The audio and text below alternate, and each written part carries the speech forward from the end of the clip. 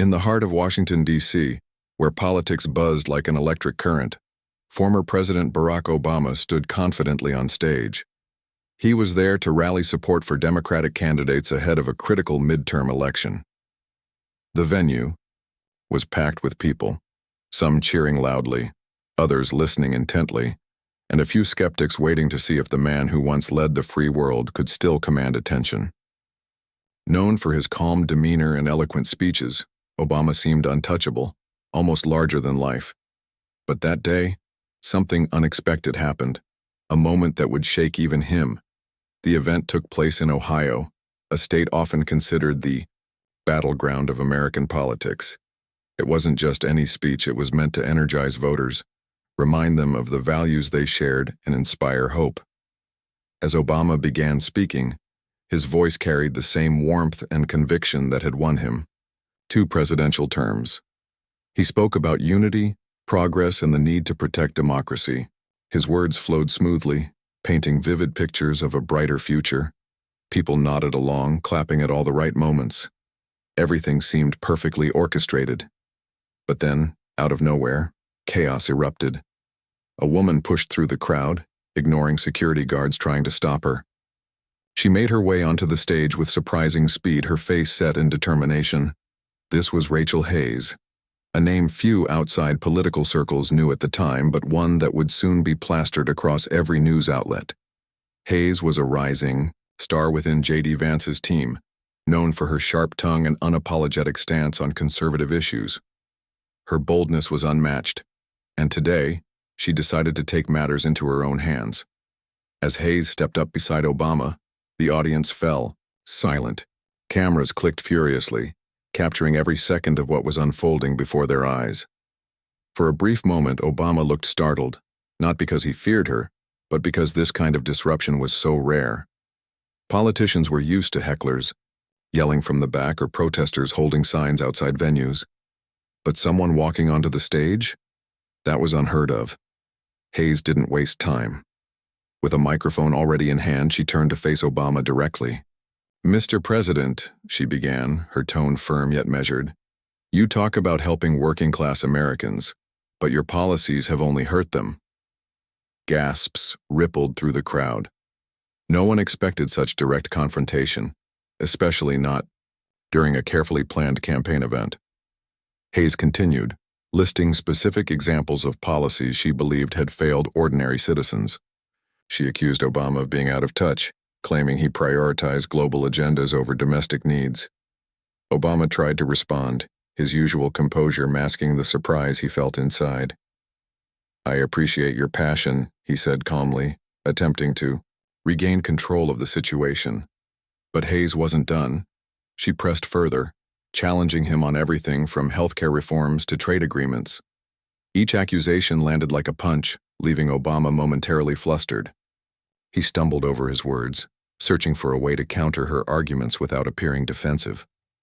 The audience was split. Some booed Hayes, shouting for her to leave the stage. Others cheered her on, clearly agreeing with her points. The energy in the room shifted dramatically, transforming from a predictable political rally into a live debate filled with tension and uncertainty. Security guards finally moved in, gently guiding Hayes away from the stage. But the damage, or perhaps the impact, had already been done. As Hayes exited, she turned back briefly, locking eyes with Obama. There was no malice in her gaze, just resolve. She knew she had struck a nerve, and she wasn't afraid to admit it. For Obama, however, the moment lingered uncomfortably.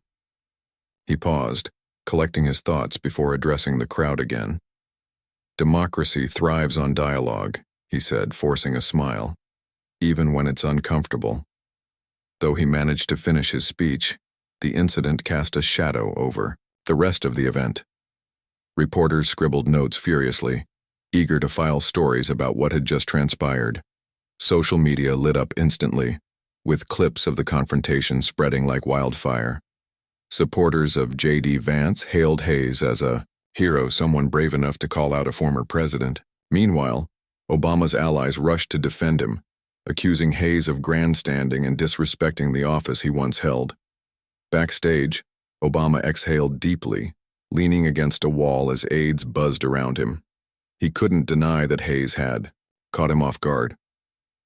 For years, he had been accustomed to polite disagreements and carefully worded critiques. This was different. It was raw, unfiltered, and personal. And while part of him admired her audacity, another part wondered how such a moment could happen. Had he become complacent? Was he losing touch with the realities facing everyday Americans?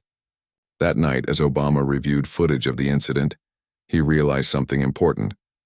Hayes might have humiliated him publicly, but she had also given him an opportunity to reflect, adapt, and reconnect with people who felt left behind. Little did he know, this humiliating encounter would spark a chain reaction, setting the stage for one of the most transformative periods of his post-presidential life. For now, though, the sting of embarrassment lingered. Cameras captured the fleeting expressions of shock and frustration on his face, immortalizing the moment forever. What started as a routine campaign stop had turned into a defining episode, one that would test Obama's resilience, challenge his legacy, and force him to confront uncomfortable truths about himself and the nation he loved. The fallout from the unexpected confrontation between Barack Obama and Rachel Hayes spread like wildfire. By the next morning, it seemed as though everyone in America, and perhaps the world, was talking about what had happened. News channels replayed the footage endlessly, dissecting every word, every gesture, and every reaction. Social media platforms were ablaze with memes, hashtags, and heated debates. Some praised Rachel Hayes for her boldness, calling her a modern-day David, taking on Goliath. Others criticized her tactics, accusing her of grandstanding and disrespecting the office of the presidency. Amidst the noise, one thing was clear: this incident had struck a nerve. For Obama, the days following the event were challenging. Though he had faced criticism before, this felt different. It wasn't just political opponents attacking his policies. It was the sheer audacity of someone stepping onto his stage, disrupting his message, and questioning his legacy. The optics weren't kind to him either. Clips of his momentary fluster danced across screens worldwide, showing a side of him rarely seen, vulnerable and momentarily unsure. Even his most ardent supporters couldn't deny that the incident was embarrassing. For a man who prided himself on poise and composure, this was a blow to his carefully cultivated image. Rachel Hayes, on the other hand, became an overnight sensation. Her name trended on Twitter, Instagram, and TikTok. Supporters hailed her as a fearless truth-teller, someone willing to challenge even the most powerful figures when they strayed from their promises. Conservative commentators invited her onto their shows, eager to amplify her message. On Fox News, she appeared alongside Vance, who beamed with pride as she recounted the story of how she confronted Obama. "I did what needed to be done," she said during one interview. "People are tired of empty words, they want accountability," but not everyone was impressed. Critics argued that Hayes' actions were more about spectacle than substance. Some pointed out that while her criticisms of Obama's policies might have merit, storming a stage uninvited wasn't the way to address them. Others accused her of using the incident to boost her own profile rather than genuinely advocate for change. Despite the backlash, Hayes leaned into her newfound fame, doubling down on her stance. She gave fiery interviews, wrote op-eds, and even teased the possibility of running for office herself someday. Her confidence was unwavering, and her supporters loved her for it. Meanwhile, Obama retreated temporarily from the public eye. He spent time reflecting on what had happened, seeking counsel from trusted advisors and close friends. In private conversations, he admitted feeling blindsided by the encounter. While he didn't doubt his ability to handle tough questions or spirited debates, this situation had been unique. Hayes hadn't followed the usual rules of engagement. She had thrown him off balance, forcing him to think on his feet in a way he hadn't anticipated. As the days passed, Obama began to see the incident not just as a humiliation, but also as a wake-up call. He realized that the criticisms Hayes leveled against him weren't entirely unfounded. Yes, her delivery was aggressive and unconventional, but some of her points resonated with frustrations he had heard before. Working-class Americans, particularly in states like Ohio, often felt overlooked by both parties. Policies designed to help the middle class sometimes missed the mark, leaving people struggling despite promises of progress. Obama decided to use this moment as an opportunity for growth. Instead of brushing off the incident or dismissing Hayes as a provocateur, he chose to listen, to really listen, to the concerns she represented. He reached out to grassroots organizers, labor leaders, and community activists, asking them to share their perspectives. He wanted to understand why so many people felt disillusioned, even betrayed by the political system. These conversations opened his eyes to realities he hadn't fully grasped before. They reminded him that being a leader wasn't just about crafting elegant speeches or implementing sweeping reforms. It was about connecting with people on a human level.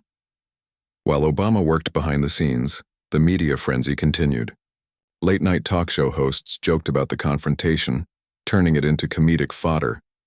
Satirical sketches portrayed Obama as a deer caught in headlights and Hayes as a fiery crusader. Memes comparing Hayes to characters from action movies circulated online, further cementing her status as a polarizing figure. Meanwhile, Democratic strategists scrambled to contain the damage. They feared that the incident could undermine voter enthusiasm heading into the midterm elections. Republicans naturally seized the moment, using Hayes's bravado to rally their base. Despite the chaos, Obama remained focused. He knew that responding impulsively wouldn't solve anything. Instead, he took a measured approach, acknowledging the validity of certain criticisms while rejecting divisive rhetoric. In a rare move, he granted an exclusive interview to a respected journalist, where he spoke candidly about the confrontation. "Look, I'm not perfect," he admitted. "No politician is. But if we're going to move forward as a country, we need to have honest conversations, not shouting matches." His words struck a chord with many Americans. Polls showed that while some still viewed the incident negatively, others appreciated Obama's willingness to engage with criticism.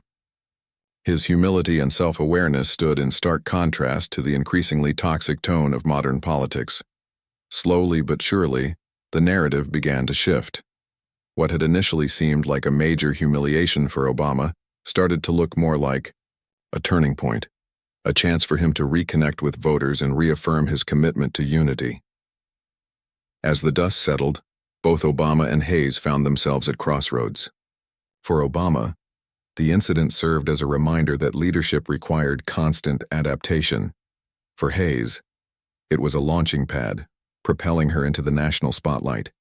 Yet neither of them could have predicted how profoundly this moment would shape their futures or the broader political landscape. One thing was certain: the gloves were off, and the battle for hearts and minds had only just begun. In the quiet solitude of his home, far from the glare of cameras and the buzz of political rallies, Barack Obama found himself reflecting deeply on the confrontation with Rachel Hayes. For a man who had spent years in the public eye, navigating crises and crafting solutions, this moment felt profoundly personal.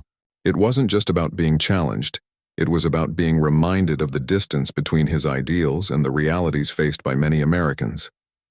Sitting in his study, surrounded by books and mementos from his time in office, Obama allowed himself to sit with the discomfort of it all.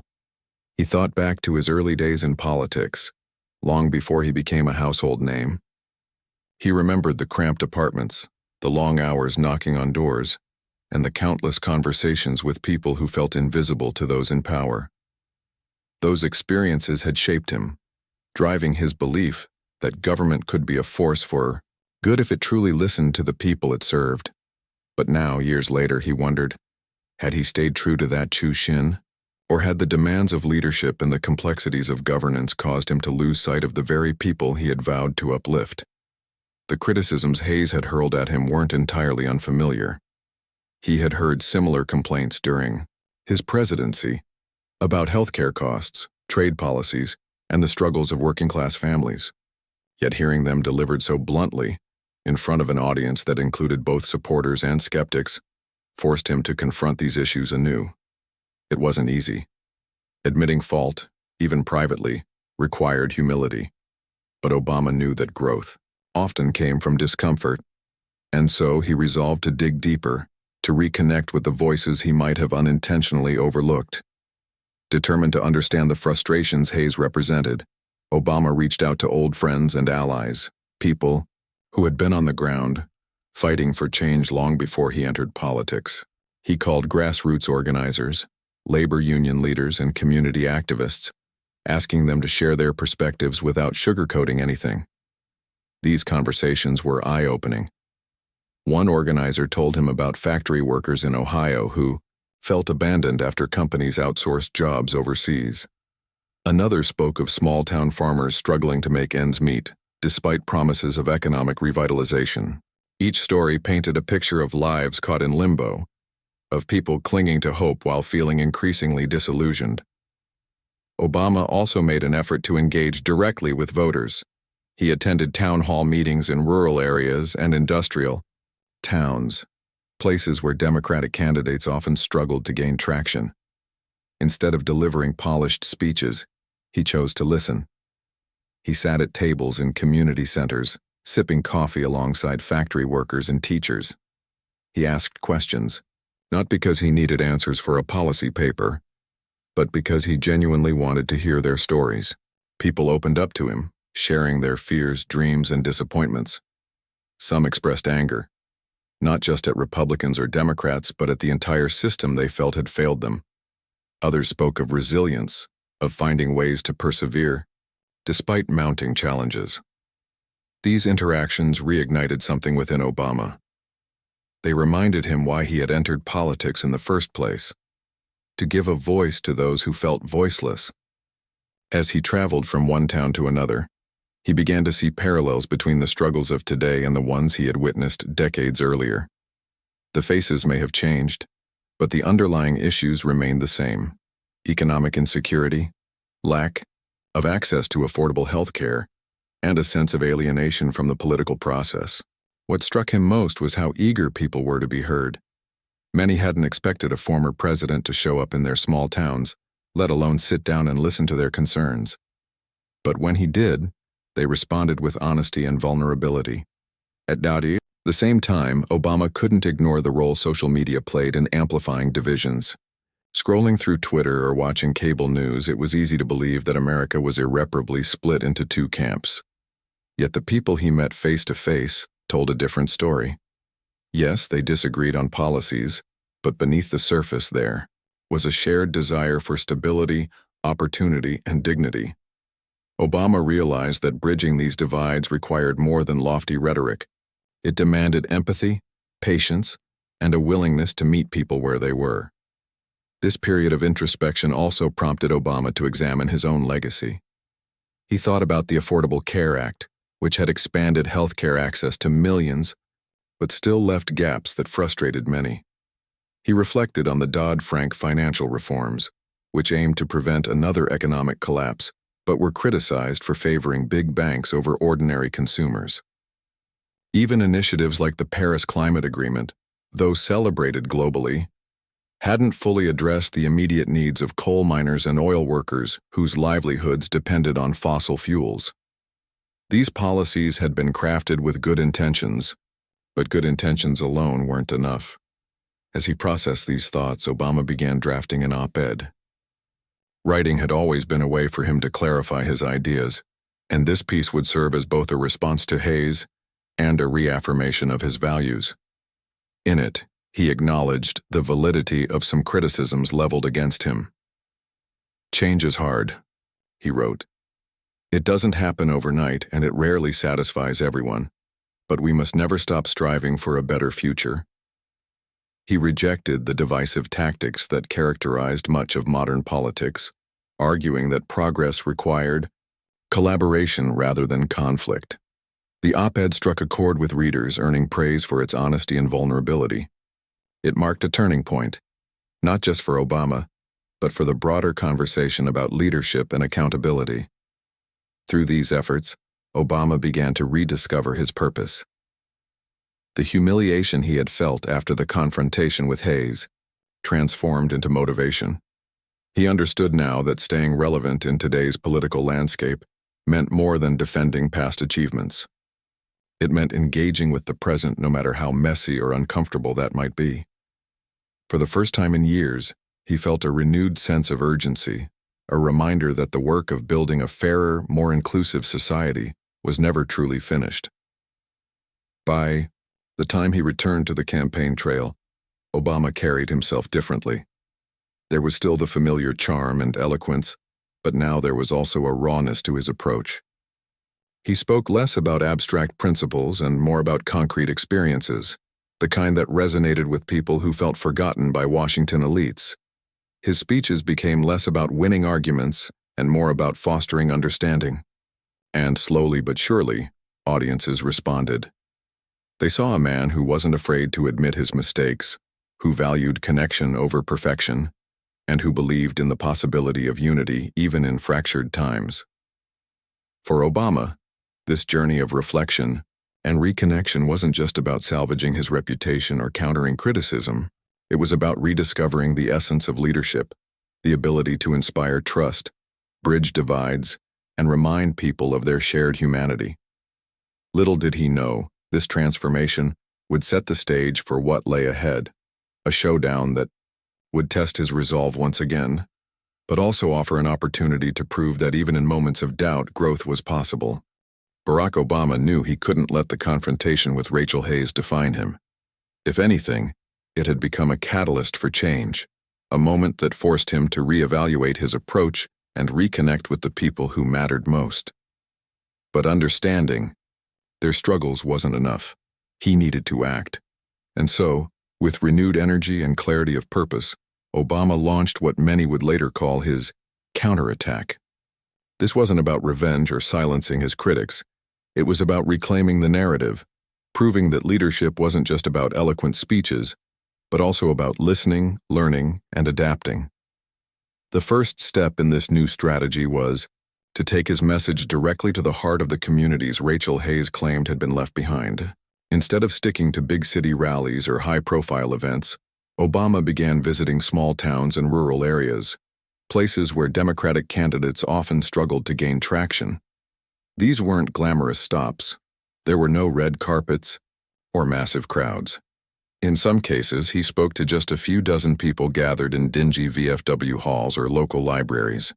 But these intimate settings allowed him to engage in real conversations, unfiltered by political spin or media soundbites. At one such meeting in Youngstown, Ohio, a city still reeling from the loss of manufacturing jobs, Obama sat at a folding table alongside steelworkers and retirees. He didn't start by talking about policy or making grand promises. Instead, he asked questions. How are you doing? What keeps you up at night? What do you want for your kids? At first, the room was quiet, unsure of how to respond to a former president sitting among them like an old friend. But as people began sharing their stories, the atmosphere shifted. A retired factory worker named Jim talked about how hard it was to find steady work after being laid off. A single mother described juggling multiple jobs while trying to provide for her children. Each story painted a vivid picture of lives shaped by struggle and resilience. Obama listened intently, nodding and occasionally jotting notes on a legal pad. When it was his turn to speak, he didn't offer quick fixes or platitudes. Instead, he shared his own experiences, how growing up without a father had taught him the value of community, how working as a community organizer in Chicago showed him the power of collective action. His words were simple but heartfelt, reminding everyone in the room that they weren't alone in their struggles. By the end of the session, several attendees approached him to thank him, not for solving their problems, but for simply showing up and listening. These grassroots efforts quickly gained traction. Local newspapers covered his visits, highlighting how Obama was going out of his way to meet ordinary Americans. Social media users shared photos and videos of him shaking hands, hugging strangers, and laughing with kids. For many, it was a refreshing departure from the polished, distant image politicians often projected. Critics tried to dismiss these appearances as mere PR stunts, but Even they couldn't deny the authenticity behind them. People could see it in his eyes. The genuine curiosity, the willingness to learn, the deep respect for their lived experiences. While Obama focused on rebuilding trust on the ground, he also decided to address the confrontation with Rachel Hayes, head-on. Rather than ignoring her criticisms or dismissing her as a provocateur, he penned an op-ed for a major newspaper. Titled, "Listening Through the Noise," the piece struck a careful balance between acknowledging valid concerns and rejecting divisive tactics. In it, Obama admitted that some of his policies may not have worked as intended, particularly for working-class families hit hardest by economic shifts. "I've always believed in progress over perfection," he wrote. "But progress requires accountability, and I welcome honest critiques when they come from a place of care." He went on to argue that constructive dialogue was essential for moving forward. "We can disagree without demonizing each other," he emphasized. "We can challenge ideas without tearing down individuals." The op-ed resonated widely, earning praise from commentators across the political spectrum. Even some of Hayes's supporters grudgingly admitted that Obama's response was thoughtful and measured. More importantly, it reminded voters of the qualities that had made him a beloved figure in the first place: humility, empathy, and a commitment to finding common ground. As momentum built around Obama's counteroffensive, Rachel Hayes found herself facing increased scrutiny. Her initial burst of fame had brought her into the national spotlight, but sustaining attention proved more difficult. Some pundits began questioning whether her boldness masked a lack of substance. Others pointed out that while she excelled at pointing out problems, she hadn't offered concrete solutions. During a heated interview on CNN, a host pressed her on this very issue. "You've criticized Obama's policies, but what's your plan for helping the people you claim to represent?" Hayes stumbled through her response, struggling to articulate a coherent vision beyond vague calls for accountability. Meanwhile, Obama continued to refine his approach. Recognizing the importance of meeting people where they were, he embraced social media as a tool for engagement. He started posting short videos addressing common misconceptions about his policies, explaining complex issues in plain language. In one clip, he broke down the Affordable Care Act using everyday analogies, likened it to buying groceries in bulk to save money.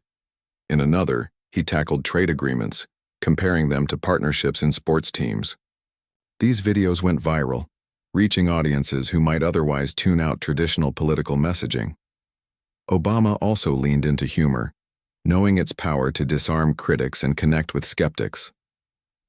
On a popular late-night talk show, he joked about the infamous stage incident with Hayes. "Let's just say I wasn't expecting a surprise guest," he quipped, drawing laughter from the audience. But he quickly pivoted to a serious note, emphasizing the importance of respectful debate. "Look, democracy thrives on disagreement," he said. "But we have to remember that we're all on the same team here. We're Americans first." Combining grassroots outreach, thoughtful reflection, and strategic use of modern platforms, Obama managed to turn the tide in his favor. Polls showed a significant uptick in his approval ratings, particularly among undecided voters. More importantly, he began rebuilding bridges with communities that had grown disillusioned with the political process. People appreciated his willingness to listen and adapt, traits that seemed increasingly rare in today's polarized climate. For Rachel Hayes, however, the landscape was shifting. While she remained a vocal critic of Obama and his policies, her star began to fade as attention turned elsewhere. Her confrontational style, once hailed as bold and refreshing, now appeared less effective against Obama's steady, empathetic approach. Critics accused her of prioritizing spectacle over substance, while allies urged her to pivot toward offering tangible solutions. Though she continued to appear on news programs and attend conservative events, the momentum she had gained after the confrontation slowly dissipated. As the weeks passed, it became clear that Obama's counterattack was working, not because he had silenced his critics, but because he had risen above the noise. He demonstrated that true leadership wasn't about avoiding criticism or clinging to past achievements. It was about evolving, learning, and staying grounded in the face of challenges. And in doing so, He set the stage for what would ultimately be a defining test, a live televised debate with Rachel Hayes herself, a showdown that would determine not just their individual legacies, but also the broader direction of American politics. The anticipation leading up to the live televised debate between Barack Obama and Rachel Hayes was electric. It wasn't just another political showdown, it was a clash of ideologies, personalities, and styles that had captured the nation's attention. For weeks, news outlets speculated about who would come out on top. Would Obama's calm demeanor and years of experience prevail, or would Hayes's fiery rhetoric and unfiltered boldness win over viewers? The stakes couldn't have been higher. This wasn't just about settling scores. It was about proving whose vision for America resonated more deeply with the people.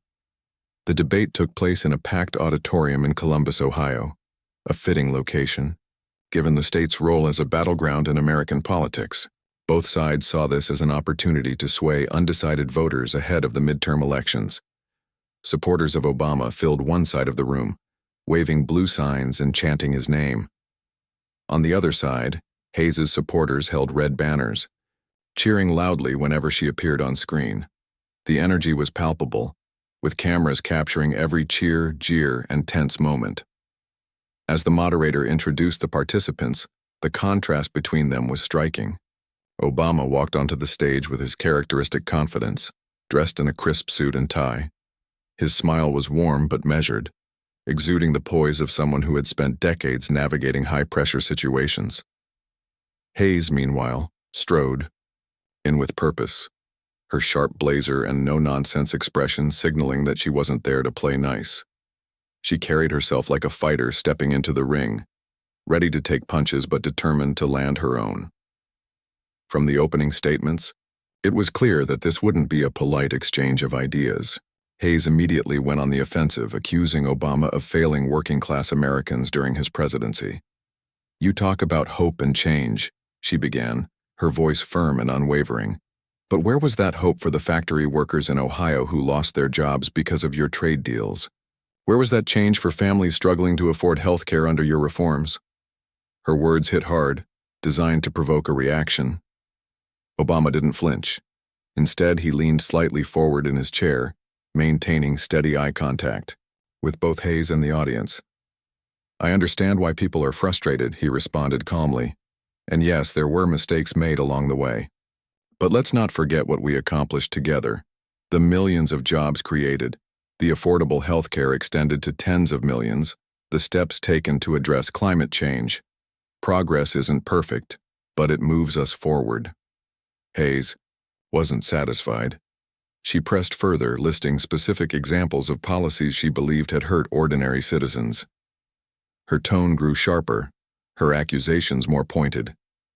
"You say progress, Mr. President, but many Americans don't see it that way. They see empty promises and broken dreams." Each word seemed calculated to chip away at Obama's composure, to expose any cracks beneath his polished exterior. But if Hayes expected Obama to falter, she underestimated his ability to remain composed under pressure. Rather than engaging in a tit-for-tat argument, he chose to pivot toward solutions. "Criticism is easy," he said, his voice steady but tinged with emotion. "What's harder, and what matters most, is finding ways to lift people up. That's why I'm here tonight, not to relitigate the past, but to talk about how we move forward together." This approach threw Hayes off balance momentarily. She had prepared for a battle of wits, expecting Obama to defend his record line by line. But instead of getting defensive, he shifted the conversation to shared goals: creating good-paying jobs, ensuring access to affordable health care, and rebuilding trust in government. He spoke directly to the audience, appealing to their aspirations, rather than their grievances. "We can disagree on how to get there," he said, "but surely we can agree that everyone deserves a fair shot at success." Hayes tried to counter by doubling down on her criticisms, but her arguments began to feel repetitive. Without offering concrete alternatives, her attacks risked coming across as hollow. When pressed by the moderator to outline her plan for addressing economic inequality, she stumbled, resorting to vague platitudes about accountability and innovation. Viewers noticed. Social media lit up with comments pointing out the gap between her bold accusations and her lack of detailed solutions. Obama seized the moment. With practiced ease, he broke down complex issues into relatable terms, using anecdotes from his recent grassroots outreach efforts. He talked about meeting steelworkers in Youngstown, farmers in rural Iowa, and teachers in inner-city schools. Each story reinforced his message of empathy and connection. "These aren't just statistics," he said. "They're real people with real challenges. And they deserve leaders who listen, not just when it's convenient, but all the time." By the halfway mark of the debate, the dynamic had shifted. Hayes, once the aggressor, now found herself on the defensive. Her attempts to rattle Obama fell flat, and her inability to offer substantive proposals left her looking less credible. Meanwhile, Obama's calm demeanor and focus on solutions won over skeptical viewers. Even some of Hayes's supporters grudgingly admitted that he was handling himself well. As the debate entered its final stretch, the moderator posed a question that struck at the heart of the evening's theme. "How do you respond to critics who say you're out of touch, Mr. President?" Obama paused briefly before answering, choosing his words carefully. "Being out of touch isn't about where you live or what title you hold," he said. "It's about whether you truly listen to the people you serve. I've spent my life doing that. Walking neighborhoods, sitting at kitchen tables, hearing stories that remind me of my own journey. So no, I don't think I'm out of touch. If anything, this moment has reminded me how important it is to stay grounded." It was a powerful closing statement, one that encapsulated Obama's strategy throughout the debate. Humility without weakness, conviction without arrogance. As the event drew to a close, the audience erupted into applause, though it was clear which side felt vindicated. Polls conducted immediately after the debate showed overwhelming support for Obama, with viewers praising his poise, clarity, and focus on unity. For Hayes, the aftermath was sobering. While she continued to defend her performance, the tide had turned against her. Critics lambasted her for lacking substance, while allies urged her to refine her messaging. Some even questioned whether her confrontational style was sustainable in the long run. Though she remained a vocal presence in conservative circles, her star power dimmed significantly after the debate. Obama, on the other hand, emerged stronger than ever. The confrontation with Hayes had initially humiliated him, but through reflection, action, and resilience, he had transformed it into an opportunity to reconnect with voters and reaffirm his values. More importantly, he had reminded the country of what true leadership looked like: staying grounded, embracing criticism, and focusing on solutions rather than blame. As he left the stage that night, Obama knew the work wasn't done. Winning a debate wasn't the same as winning hearts and minds, but he also knew something else. He had faced one of the toughest challenges of his post-presidential life and come out on top. For the first time in a long while, he felt not just hopeful, but unstoppable. In the weeks following the televised debate, the ripple effects of Barack Obama's victory over Rachel Hayes began to reshape not just their individual trajectories, but also the broader political landscape.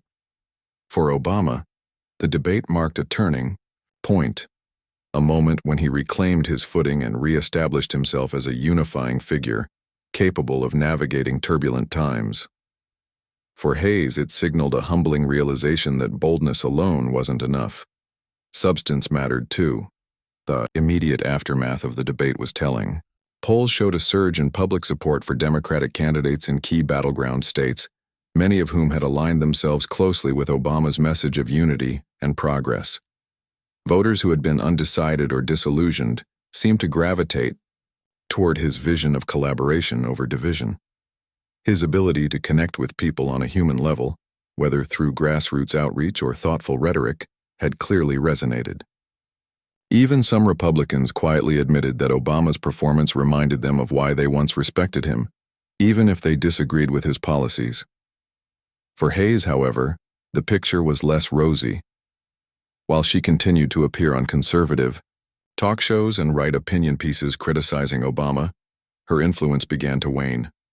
Critics within her own party accused her of prioritizing spectacle over strategy, arguing that her confrontational style alienated potential allies rather than building coalitions. Some suggested that she lacked the depth needed to sustain a long-term political career. Though she remained defiant, there was an unmistakable sense that her star had dimmed since the debate. The same qualities that had made her famous, her audacity and sharp tongue, now seemed like liabilities rather than assets. Despite the setbacks, Hayes refused to back down entirely. She doubled down on her criticisms, framing herself as a voice for those who felt betrayed by establishment politicians, including Obama. Yet without offering concrete solutions or actionable plans, her arguments increasingly rang hollow. Her fiery interviews no longer captivated audiences the way they once did. Instead, viewers grew weary of her relentless negativity, craving leaders who could inspire hope rather than stoke anger. By the time midterm election results rolled in, it was clear that Hayes's impact had been limited at best. Obama, meanwhile, leveraged the momentum from the debate to further bolster Democratic efforts across the country. He crisscrossed the nation, delivering impassioned speeches at campaign events and meeting voters face-to-face. These appearances weren't just about winning elections. They were about reigniting faith in democracy itself. At every stop, he emphasized the importance of participation, urging citizens to vote not out of fear or frustration, but out of belief in the power of collective action. Democracy isn't a spectator sport, he often said. It requires all of us to show up, speak up, and stand together. His efforts paid off handsomely. Democrats secured crucial victories in several swing states, flipping seats in Congress and gaining ground in state legislatures. Analysts credited Obama's renewed focus on grassroots engagement and inclusive messaging for much of this success. His ability to bridge divides and remind voters of shared values proved instrumental in mobilizing turnout among young people, minorities, and working-class communities. Groups that had historically leaned Democratic but sometimes stayed home during midterms. Beyond electoral wins, Obama's post-debate resurgence carried deeper implications. It demonstrated that leadership wasn't static. It required adaptability, humility, and a willingness to evolve. The confrontation with Hayes had forced him to confront uncomfortable truths about his legacy and reconnect with the struggles of everyday Americans. In doing so, he emerged stronger and more relatable than ever before. His journey served as a reminder that setbacks, while painful, could also be opportunities for growth. As the dust settled from the midterms, Obama took stock of what he had accomplished and what still lay ahead. He knew that rebuilding trust and fostering unity would take more than one election cycle or a single debate victory. Divisions ran deep in America, fueled by economic anxiety, cultural clashes, and decades of partisan warfare. But he also believed that progress was possible, one conversation, one handshake, one act of kindness at a time. Rachel Hayes, too, reflected on her role in the unfolding drama. Though her star had faded, she couldn't deny the impact of her actions. Without intending to, she had pushed Obama to become a better version of himself, to listen more deeply, engage more authentically, and fight harder for the ideals he claimed to champion. In private moments, Hayes admitted that perhaps her methods had been too aggressive, too focused on tearing down rather than building up. Yet she remained steadfast in her convictions, vowing to continue advocating for the issues she cared about, even if it meant doing so behind the scenes rather than in the spotlight. By the end of the year, both figures had taken significant steps forward. Obama launched a new initiative aimed at empowering grassroots organizers and mentoring young leaders. Through workshops, mentorship programs, and digital resources, he sought to equip the next generation with the tools they needed to effect meaningful change. His goal was simple yet profound: to ensure that the lessons he had learned, the importance of empathy, resilience, and connection, would endure long after he stepped away from the public stage. Hayes, for her part, shifted her focus to local activism. Rather than pursuing national fame, she worked quietly to address issues affecting her community, such as job training programs for displaced workers and affordable housing initiatives. While she never fully abandoned her combative style, she tempered it with a newfound appreciation for collaboration and compromise. Over time, she earned a measure of respect from colleagues and constituents alike, proving that redemption was possible, even for those who stumbled early in their careers. Looking back, the clash between Barack Obama and Rachel Hayes came to symbolize something larger than either individual. It represented the tension between idealism and pragmatism, between disruption and stability, between old wounds and new possibilities. Their story reminded Americans that politics wasn't just about winning or losing. It was about striving, struggling, and finding ways to move forward despite differences. For Obama, the incident became a defining chapter in his legacy, not because it exposed vulnerabilities, but because it showcased his ability to rise above them. It reinforced his belief that true leadership meant embracing criticism, staying grounded, and refusing to let fear dictate your choices. And for Hayes, it offered a glimpse of the complexities inherent in challenging power structures. Not all battles are won with loud voices and bold gestures, and sometimes the hardest work happens far from the cameras. Ultimately, the gloves off moment between Obama and Hayes taught a valuable lesson: that humility and growth go hand in hand. Being humbled doesn't diminish you, it strengthens you, provided you're willing to learn. As Obama stood on stage months later addressing a crowd of volunteers and supporters, he captured this sentiment perfectly. "We don't always get it right," he said, his voice filled with conviction. "But if we keep listening, keep learning, and keep believing in each other, then we'll find our way, together." And with that, the curtain closed on one of the most transformative chapters in modern American politics, a testament to the enduring power of resilience, reflection, and reconciliation.